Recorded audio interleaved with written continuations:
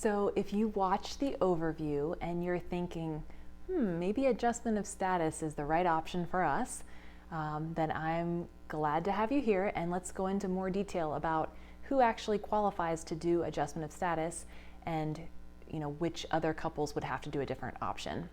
So the number one requirement for adjustment of status is that the immigrant is physically present inside the United States when you apply, and they have to stay there until the process is complete unless they get travel authorization, which is possible, and we'll talk a little bit about that in a different video. But the general requirement is you're already here, you're already doing something else, lawfully inside the United States. So a couple of important details about that are that the general rule says that you have to be here legally. And so that means you would have some type of visa that's currently valid, that you're doing something else, where you're working with an H-1B, or maybe you're a student with an F-1 student visa or something like that. In some limited circumstances, it can apply if you have come in with a tourist visa. But that is definitely sort of a tricky situation, and so I wanted to talk about that specifically. So a lot of times online, on the internet, all the crazy stuff you read online and things that people tell you that they swear their cousin did this and everything was fine, and this is the way it's done.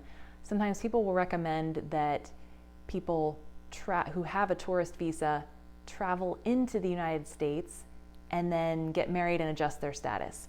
And so that's something that used to be more common, and it's becoming less common, and the government's becoming more strict about it. So I definitely want to caution you about that and kind of explain why that can be a problem. So part of the issue is that there are two different types of visas in the United States, two big classifications. There are immigrant visas, which is actually what you get when you consular process, which we talk about in other videos. And then there are non-immigrant visas. And so non-immigrant visas are things that are just for a specific purpose, but it's when the immigrant is planning to come to the US, they have a reason to come to the US, but their reason for coming to the US is only temporary, and they're going to be leaving and going back home after that. So maybe they're coming just to go on vacation and they're going to get a tourist visa. Maybe they're coming just because they want to study and get a degree, or maybe they're coming just for a job that's a temporary job. And so most non-immigrant visas have the requirement that the immigrant does not have immigrant intent. So immigrant intent means you're planning on moving to the US and staying here and living here forever, not just for one specific purpose. You're not going home after whatever you're doing is done. And so if you come into the US and you have immigrant intent, and then it can be considered sort of like lying to the government if you're using one of these non-immigrant visas and you're saying, yeah, I'm just here on vacation, but in your mind you're thinking, actually, I've got a wedding dress in the back and I'm gonna come in, get married, and then adjust my status. So if you have that intention of staying at the time when you come into the US, then the US government considers that a form of lying or fraud or misrepresentation to them because you used a non-immigrant visa to come in for an immigrant purpose. And so that's where we run into more trouble with some of the people who've come in with tourist visas and then want to adjust their status later on. Now, there are some people who do qualify to adjust their status even if they came in with a non-immigrant visa. That's really what adjustment of status is. But the most important factor is, what was your intention when you came into the US, and whether it changed once you got here. So let me give you an example of a case that would be okay to do adjustment of status, that you wouldn't have that problem. A scenario would be, say you were an international student and you got an F-1 student visa and you came into the US to get your master's degree, and when you moved to the US, you were coming just to get your master's degree. But then at college one day, you met an American citizen, other student, or someone in the community, and eventually you fell in love and decided to marry them. Well, you didn't know that was going to happen when you came in as a student. You were coming just to be a student, but then life happened, plans change, and now you do have immigrant intent, but you didn't at the time that you came in.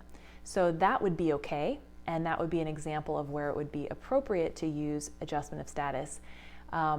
And so it really has to do with what your intention was when you came, and when and how that intention changed to make you decide that you met someone, or you fell in love, or sometimes people are visiting and they're just going to visit and they realize, oh my goodness, I'm pregnant. Actually, maybe I'll stay, because I want to have this kid with my partner here. We're going to get married. So different things can come up in life to change what you think and kind of change your trajectory. And that's legal as long as you came in without the intent of staying, and then something happened to change your mind once you were here. So the question is, first of all, what was your intention and how did it change? And those things are important, but it also matters, what's the government going to think about what your intention was? So there are people who maybe they're just coming to vacation and visit their boyfriend or meet someone, and once they get here they say, oh my gosh, we're in love, let's stay. But the US government might be suspicious. That might be true, but how are they going to know that? So if the US government thinks that you're lying to them about that, they are able to deny your adjustment of status. And that's one of the main things that it can be really, really fact specific and depend on your circumstances. And so if you have any sort of scenario where you're thinking, I might have a problem with this whole immigrant intent thing, or I did come in recently, with a tourist visa or things like that, you can discuss your specific scenario, and you should discuss your specific scenario with the attorney that you're having the consultation with to figure out what are the most relevant details in your case. So an example, so what would happen is if the US government says, well, we think you're lying and you had the intention of staying here, and it was fraud, you used this tourist visa to come and then you're just going to get married and we're going to deny this case, right? They can do that. What they would do is they could look in to see if there's additional evidence. So sometimes people, when they start investigating it, it's like, actually, in your home country, you sold your house, quit your job, sent social media messages to everybody saying, bye, I'm moving to the US forever. Well, then they have their evidence that they were right, that you did intend to move to the United States. And that would be a clear-cut case where it would be very dangerous for you to try to adjust status, and you could end up having a very complex situation, having a lot of trouble, and if we went the consular processing route, we would avoid those issues. So we can talk strategy, or whichever attorney's with you will talk strategy with you if you think this might be an issue.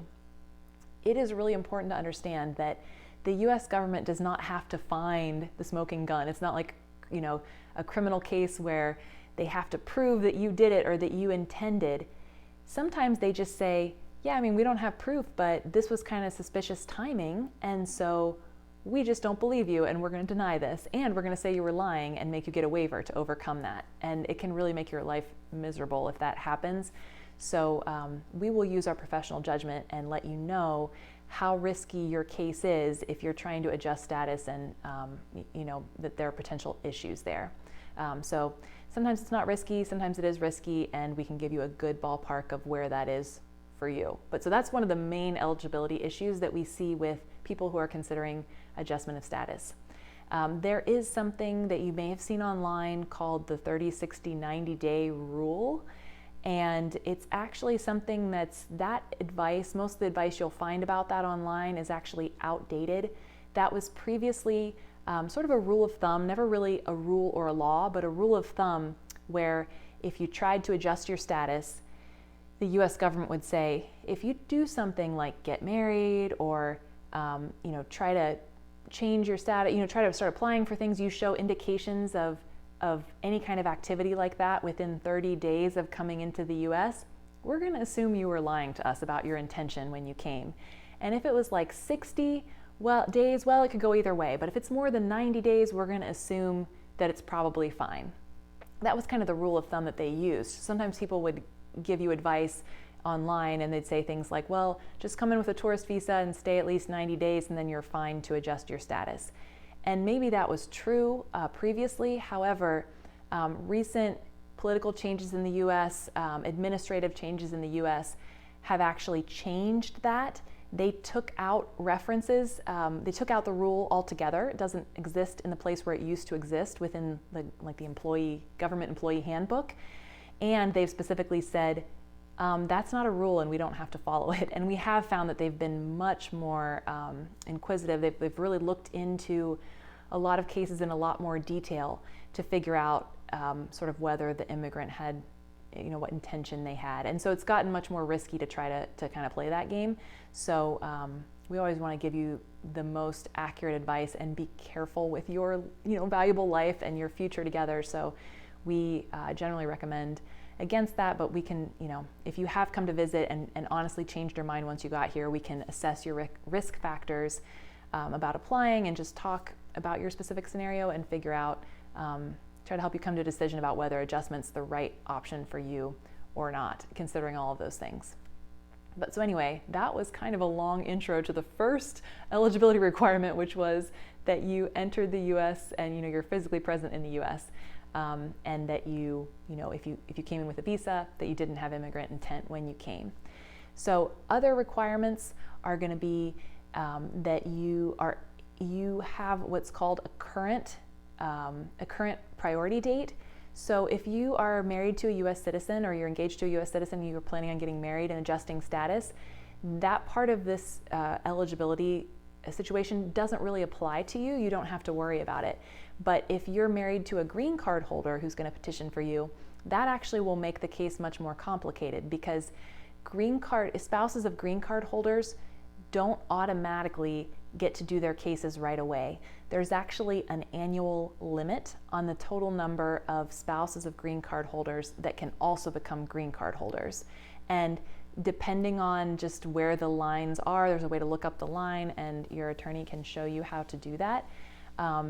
Sometimes there's no wait time, but sometimes it's like a couple of years extra. So in order to adjust your status as the spouse of a green card holder, you would have to stay in the U.S. continuously lawfully present and not trigger any immigrant intent issues by, say traveling or anything like that to, visit on your other visa while you waited until you got to the front of that line. So just be aware that that can be another issue if you're considering adjustment of status and you're still the petitioner is still a green card holder. That's one issue that we do run into. Another requirement for adjustment of status is that the immigrant is admissible, which is a technical legal term that means you don't have any of the long list of problems that exist in the laws that prevent people from getting a green card. And there's actually a separate video about admissibility and what sorts of things make you inadmissible.